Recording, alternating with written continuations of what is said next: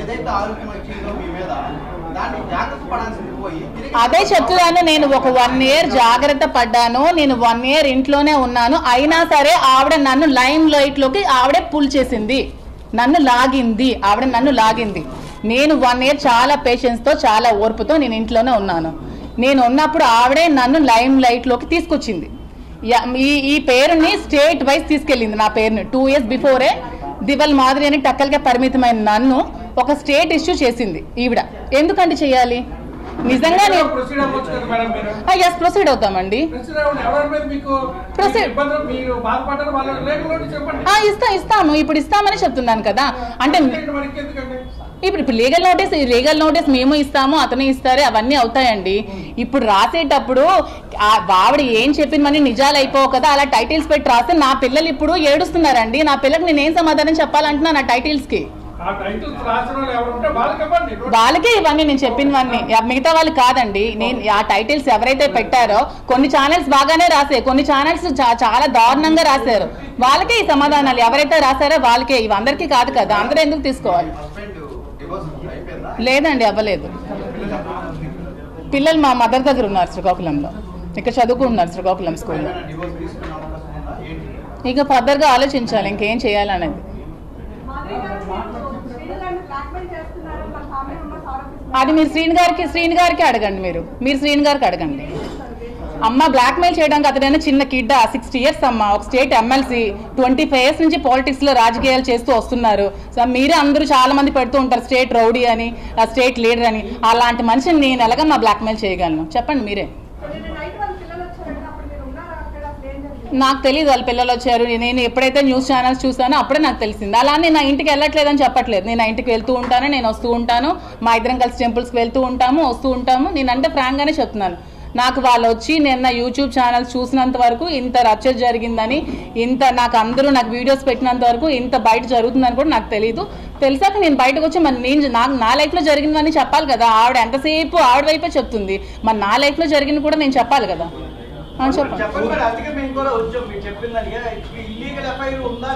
మళ్ళీ మీరు ఇల్లీగల్ అనకండి, దానికి ఇది ఇల్లీగల్ అని మీరు అనకండి. ఆవిడ పేరు పెట్టిందని మీరు ఇల్లీగల్ అఫైర్ అని మీరు పేరు పెట్టకండి. ఆవిడ అలా క్రియేట్ చేసి అలా చెప్పింది. ఇప్పుడు నాకు ఏ దిక్కు లేక నేను కలిసి ఉండాల్సి వస్తుంది. దాన్ని మీరు ఇల్లీగల్ అంటారో, మీరు ఏమంటారో, మీరు ఏం పేర్లు పెడతారో అది మీ ఇష్టం. నేనైతే ఇల్లీగల్ అని దానికి ఒప్పుకోను. నేను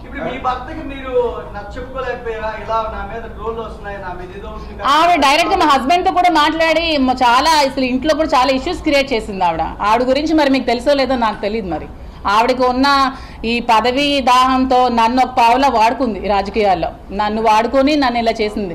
ఈ 25 years లో శ్రీని గారు చాలా మంది లేడీస్తో పాలిటిక్స్లో చాలా మంది పొలిటీషియన్స్ లేడీస్తో ట్రావెల్ చేస్తూ ఉంటారు కదా. చాలా మంది ఎంపీటీసీలు ఉంటారు, ఎంపీపీలు ఉంటారు, ప్రెసిడెంట్లు ఉంటారు, అందరూ లేడీస్ ఉంటారు.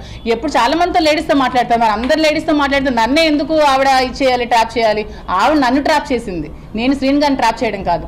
ఈవిడ నన్ను ట్రాప్ చేసి నన్ను ఒక పావులాగా వాడుకొని ఆవిడ టికెట్ పొందడానికి నన్ను యూజ్ చేసుకుంది ఆవిడ. నేను ఎవరిని ట్రాప్ చేయలేదు.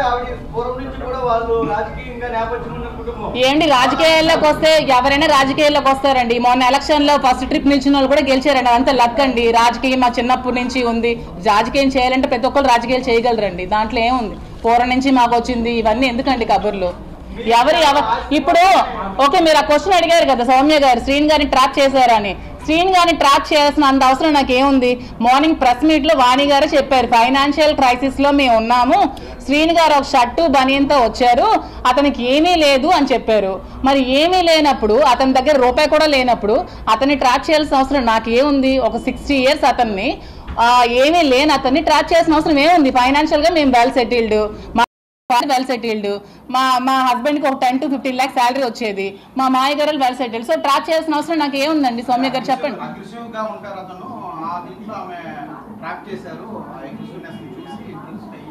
అదేనండి, ట్రాప్ చేయడానికి చిన్నపిల్లలా అని అడుగుతున్నాను నేను. శ్రీని గారు ఏమైనా చిన్న పిల్లడా? ట్రాప్ చేస్తే పడిపోతారు చెప్పండి మీరు. ఆ ట్రాప్ చేస్తే పడిపోయేవాడైతే ఈ 25 years లో ఎవరు ట్రాప్ చేసినా పడిపోవాలి కదండి. ట్రాప్ చేస్తే పడిపోయేవాళ్ళు.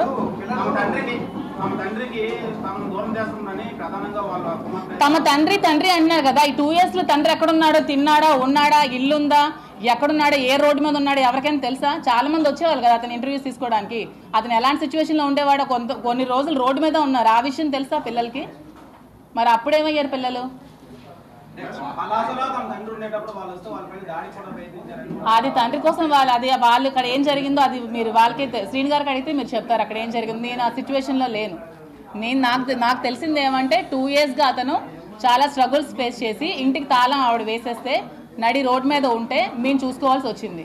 ఈవెన్ ట్రాప్ చేసి అంటారు కదా, ఎందుకు? ఓకే, శ్రీని గారికి ఏం ఆస్తుందో చెప్పండి నాకు అంటున్నాను నేను. శ్రీని గారికి ఉన్న ఆస్తి ఏమిటి? శ్రీని గారికి ఉన్న ఇల్లు వాణి గారికి ఇచ్చేశారు. శ్రీని గారికి ఉన్న ఫ్యాక్టరీ వాణి గారికి ఇచ్చేశారు. శ్రీని గారికి బ్యాంక్ బ్యాలెన్స్ కూడా 0. శ్రీని గారికి అంటూ ఏం ఆస్తి లేదు. సో నేను శ్రీని గారిని దేనికోసం ట్రాప్ చేస్తానో మరి వాళ్ళకే తెలియాలి. ఎక్కడ సంపాదించారేటో కొంచెం చెప్పండి నాకు కూడా డీటెయిల్స్ ఏమైనా ఉంటే. మరి ఏమైనా మీరైనా ఎంక్వైరీ చేయండి. నాకు తెలిసి శ్రీని గారి పాలిటిక్స్లోకి వచ్చి నీతి నిజాయితీ ఉన్న నాయకుడు ఎవరైనా ఉన్నారంటే శ్రీని గారే. అతను ఏమైనా కరప్షన్ చేయరు సంపాదించడానికి. అతని దగ్గర ఆస్తులు అంటూ ఏమీ లేవు, ఉన్నవన్నీ ఫ్యామిలీకి ఇచ్చేస్తారు. సో అతన్ని ట్రాప్ చేసి నేనేం లబ్ధి పొందాల్సిన అవసరం నాకు లేదు. నేను ఫైనాన్షియల్గా వెల్ సెటిల్డ్. నాకు వైజాగ్లో నాకు ఆస్తులు ఉన్నాయి. మా ఫ్యామిలీ వాళ్ళు శ్రీకాకుళంలో ఎవరికైనా చెప్తారు చాలా వెల్ సెటిల్డ్ ఫ్యామిలీ. అక్కడ అత్తగారి ఫ్యామిలీ కూడా చాలా వెల్ సెటిల్డ్. నాకంటూ ఫైనాన్షియల్గా నాకు చాలా అసెట్స్ ఉన్నాయి. నేను ఎలక్షన్లో 1 crore to 2 crores నేను ఖర్చు పెట్టాను ఎలక్షన్స్లో. మీరు కావాలంటే క్యాడర్ ఎవరికైనా అడగండి. ఎలక్షన్ ముందు నేను ఎంత డబ్బులు ఖర్చు పెట్టానో చెప్తారు. నా పర్సనల్గా నా అమౌంట్ నేను ఎలక్షన్లో ఖర్చు పెట్టి ఎలక్షన్ చేశాను. సో దేనికోసం ట్రాప్ చేయాల్సిన అవసరం నాకైతే లేదు. ఇది క్లారిటీగా తెలుసుకుంటే చాలా మంచిది.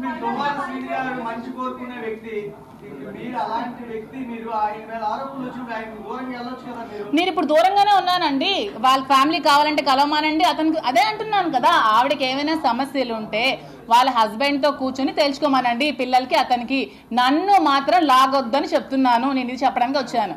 నన్ను బయటకి లాగొద్దు. నిజంగా ఆవిడకి హస్బెండ్తో కలవాలనిపిస్తే హస్బెండ్తో కలవమానండి, హస్బెండ్తో మాట్లాడుకోమానండి, పిల్లల్ని హస్బెండ్తో కలవమానండి. అది వాళ్ళ లైఫ్, వాళ్ళ ఫ్యామిలీ మ్యాటర్, నాకు సంబంధం లేని విషయం. మేడం ఇప్పుడు ఒకటే అంటున్నారు, వాళ్ళు రాత్రి కూడా వచ్చింది, మా ఫాదర్ మాకు దూరం అయిపోయారు, మీరేమో ఆ ఇంటి నుంచి వెళ్ళిపోవాలి, మా ఫాదర్ మా దగ్గర అవ్వాలి అనేది వాళ్ళు డిమాండ్ చేస్తారు. అది మీరు కాదండి, నేను ఇప్పుడు ఇంట్లో ఉండట్లేదు, నేను అప్పుడప్పుడు వెళ్ళి వస్తున్నాను అంతే. వెళ్ళమనండి ఇంట్లో ఉండాలంటే. అది శ్రీని గారికి వాళ్ళకి సంబంధించిన విషయం అండి. అది మీరు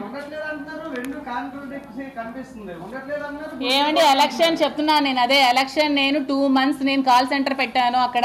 మీ చాలా సార్లు వచ్చావు కదా సౌమ్య, నువ్వు కూడా. నేను ఐపాక్ టీం పెట్టాను. ఎలక్షన్ దగ్గరుండి నేను చేశాను.